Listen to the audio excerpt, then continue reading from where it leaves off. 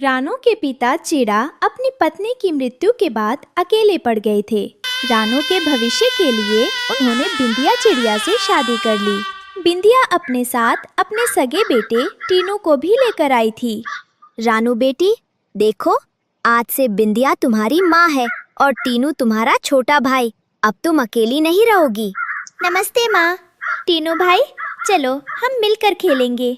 मैंने तुम्हारे लिए सूखे अंगूर बचाकर रखे हैं।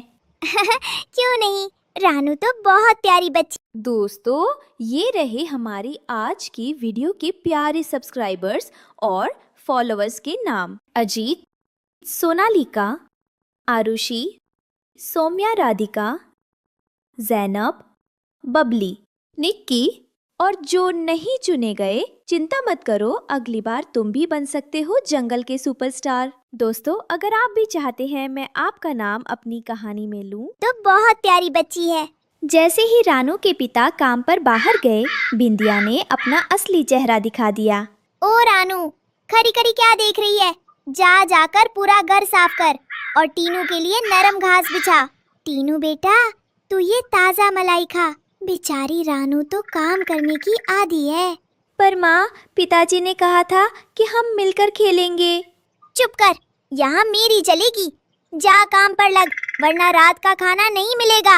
एक दिन बिंदिया अपने बेटे टीनू को तो चुन चुन कर रसीले फल खिला रही थी, पर रानू के हिस्से में सिर्फ सड़े हुए अमरूद आए। मम्मा, ये आम कितना मीठा है।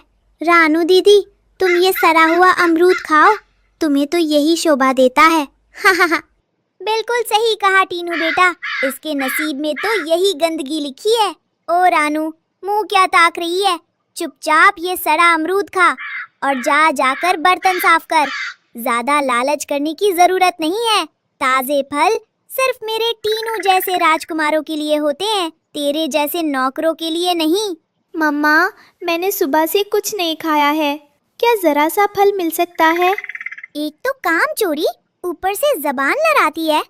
तुझे ये सड़ा अमरूद मिल रहा है, वही बहुत है। अगर ज्यादा नखरे किए तो रात को भूखा सोना पड़ेगा। अपनी औकात मत भूल, तू इस घर में सिर्फ एक बोझ है। शाम को जैसे ही चिड़ा वापस आता, बिंदिया रानू को चूमने का नाटक करने लगती। अरे रानू के पापा, आज तो रानू ने सारा दिन आराम किया है। मैंने इसे अपने हाथों से खाना खिलाया है ना रानू? जी पिताजी, माँ बहुत अच्छी हैं। ये देखकर मेरा दिल खुश हो गया बिंदिया। एक दिन बिंदिया ने रानू को सबक सिखाने के लिए एक खतरनाक चाल चली। रानू, जा उस पहाड़ी की चोटी से नीले पत्थर लेकर आ। मुझे अपना आंगन सजाना है। जब तक वो नहीं मिल जाते, घर मत आना। माँ, रात होने वाली है और बर्फ गिर रही है, मैं कैसे जाऊंगी? बहस मत कर, बस निकल यहाँ से। रानू ठंड से कांप रही थी। तभी वहाँ एक चमकती हुई परी चिड़िया प्रकट हुई। बेटी, तुम इतनी नेक हो कि पत्थर भी तुम्हारे लिए पिघल जाएंगे। ये लो, एक जादुई रुमाल, ये तुम्हें रास्ता भी दिखाएगा और तुम्हारी रक्षा भी करेगा। बिंदिया ने रानू को बर्फीली पहाड़ी पर पत्थर लाने के लिए तो भेज दिया था, पर उसे डर था कि कहीं रानू वापस ना आ जाए। तभी उससे मिलने उसका आशिक कालू कौवा वहाँ पहुँचा। बिंदिया, रानू तो अभी पहाड़ी पर ही है ना? ये पत्थर लाना तो बस एक बहाना था, पर क्या तुझे यकीन है कि वो वहाँ मर जाएगी? डर तो मुझे भी है कालू, रानू बहुत मजबूत है। क्या पता वो पत्थर लेकर वापस आ जाए। रानू के पापा भी वापस आने वाले होंगे, मुझे कुछ पक्का इंतजाम करना होगा। तो फिर एक काम कर, जैसे ही रानू पत्थर लेकर वापस आए, उसे घर में घुसने मत देना।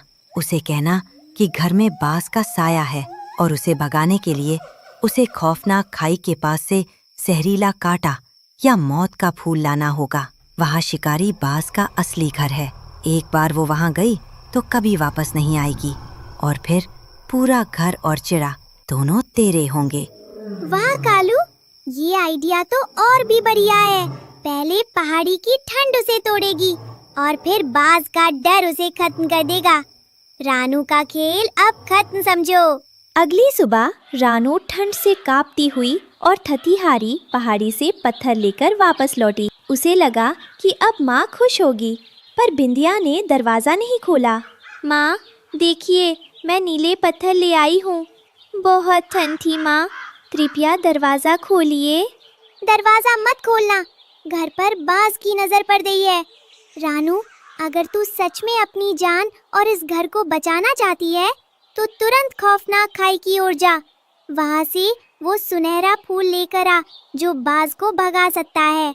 अगर तू वो नहीं लाई तो बाज हम सबको खा जाएगा। पर माँ, मैं अभी पहाड़ी से आई हूँ, मुझ में अब जान नहीं बची। जाती है या नहीं, वरना तेरे पिता के आने पर कह दूंगी कि तू डरपोक है और हमें मरता छोड़कर भाग गई।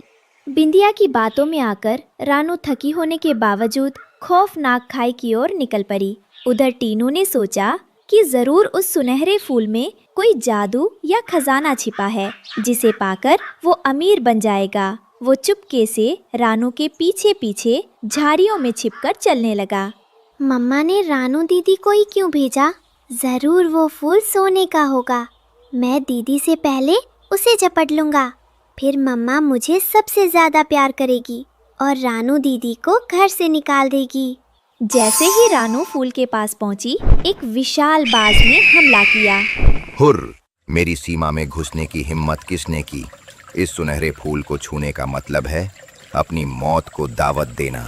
बाज महाराज, मुझे माफ कर दीजिए, मेरी माँ बीमार है और उन्हें इस फूल की जरूरत है। कृपया मुझे इसे ले जाने दीजिए।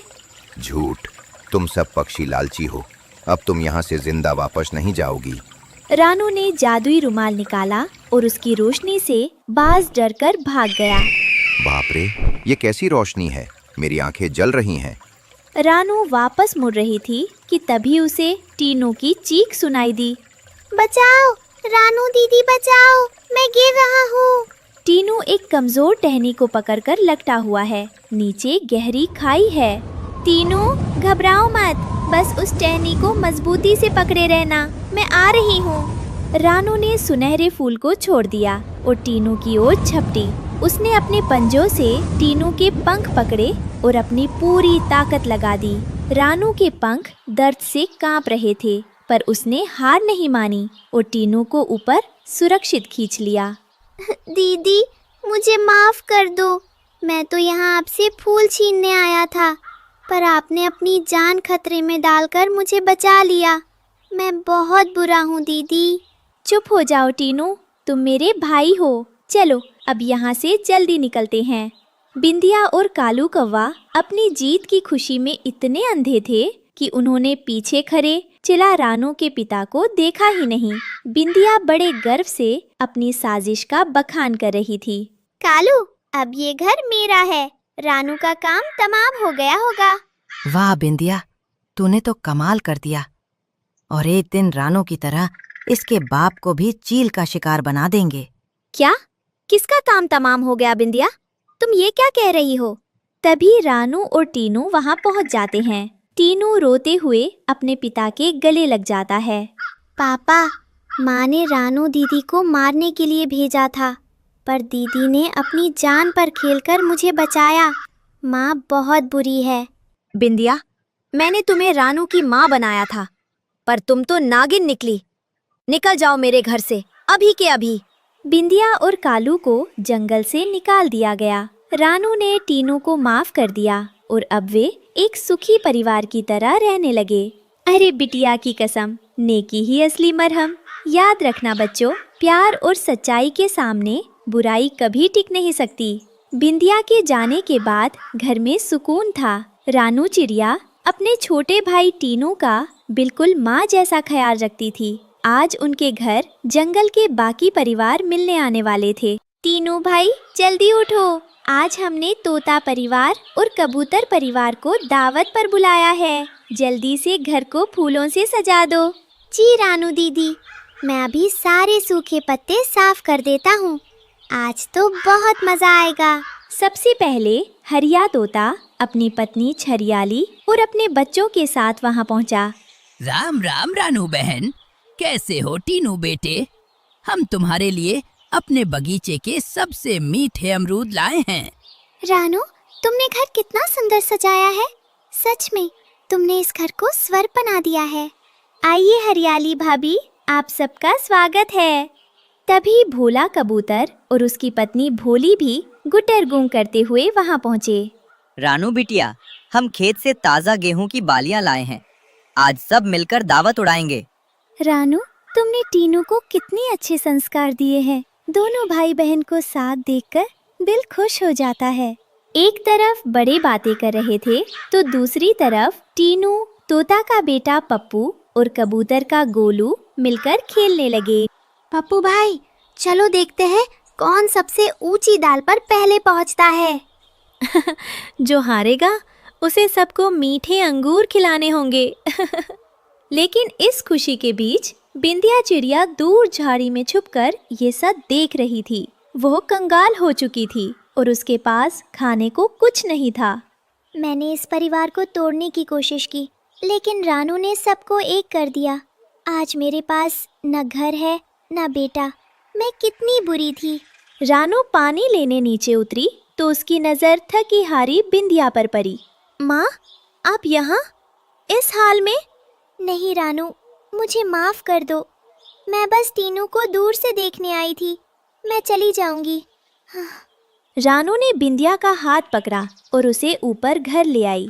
नहीं माँ, आप कहीं नहीं जाएंगी। आज हमारे घर दावत है और आप भी इस परिवार का हिस्सा हैं। मम्मा, आप वापस आ गई? हरिया तोता और भोला कबूतर पहले थोड़े गुस्सा हुए, पर रानू ने सबको समझाया। भाइयों, गलती सबसे होती है। माँ को अपनी गलती का एहसास है। एक परिवार वही है जो माफ करना जानते हों। ठीक है रानू, तुम्हारी बात कोई नहीं टाल सकता। आज से बिंदिया भी हम सबके साथ मिलकर रहेगी। सबने मिलकर दावत उड़ाई। बिंदिया ने अपने हाथों से रानू और टीनू को खाना खिलाया। आज उसकी आंखों में नफरत नहीं, प्यार के आंसू थे। रानू, तुम मेरी बेटी नहीं, मेरा गर्व हो। तूने मेरे पत्थर दिल को पिघला दिया। रात होने पर तोता और कबूतर परिवार ने विदा ली। पूरा बरगद का पेड़ आज एक सुंदर परिवार बन गया था। अरे बिटिया की कसम, नेकी ही असली मरहम। याद रखना दोस्तों, घर दीवारों से नहीं, एक दूसरे की माफी और प्यार से बनता है। रानू के पिता काम के सिलसिले में बहुत दूर गए हुए थे। कई महीनों बाद उनके लौटने का दिन आया था। रानू और टीनू सुबह से ही रास्ते पर नजरें टिकाए बैठे थे। दीदी, देखिए, वो दूर आसमान में क्या पापा ही उड़कर आ रहे हैं? मुझे उनकी बहुत याद आ रही है। हाँ टीनू, वो पापा ही हैं, पर देखो वो बहुत धीरे उड़ रहे हैं। शायद वो बहुत थक गए हैं या उनके साथ कोई बात हुई है। पिता जैसे ही डाल पर उतरे, उनके पंख धूल से भरे थे और वो बहुत कमज़ोर लग रहे थे। रानू और टीनू दौड़कर उनके गले लग गए। मेरी रानू, मेरा टीनू, तुम दोनों को सही सलामत देखकर मेरी सारी थकान मिट गई। मुझे माफ़ करना बच्चों, मुझे आने में बहुत देर हो गई। पापा, आप इतने परेशान क्यों दिख रहे हैं? और बिंदिया माँ को देखिए, वो अब बदल गई है। बिंदिया ने पापा चुरा को पानी पिलाया और बड़े प्यार से खाना परोसा। पिता ने सबको पास बिठाया और अपने संघर्ष की कहानी सुनाई। बच्चों, रास्ते में एक बहुत बड़ा तूफान आया था।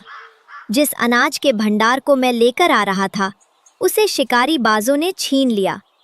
मैं तो अपनी जान बचाकर किसी तरह यहाँ पहुँचा हूँ। आप चिंता मत कीजिए, अब हम सब साथ हैं। रानू और टीनू ने मिलकर घर में बहुत सारा दाना इकट्ठा किया है। बिंदिया चिड़िया अब पूरी तरह बदल चुकी थी। उसने रात भर जागकर पिता के थके हुए पंखों की मालिश की और उनके घावों पर जड़ी बूटी लगाई। बिंदिया, रानू ने मुझे सब बताया कि कैसे तुमने अपनी गलती मानी। आज मुझे लग रहा है कि मेरा घर सच में एक स्वर्ग बन गया है। अगली सुबह जब पड़ोसियों को पता चला कि चिराजी बीमार हैं, तो पूरा जंगल इकट्ठा हो गया। चिरा भाई, फिक्र मत करो, हम सब तुम्हारे साथ हैं। रानू ने मुसीबत में हमारा साथ दिया था, आज हम तुम्हारी मदद करेंगे। हाँ भाई, ये लो ताज़ा फल और औषधियाँ। हम सब मिलकर तुम्हारी सेहत का ख्याल रखेंगे। पिता को कमजोर देख रानू और टीनू ने फैसला किया कि अब वे खुद दाना ढूंढने जाएंगे ताकि पिता आराम कर सकें। दीदी, आज मैं अकेला नहीं डरूंगा।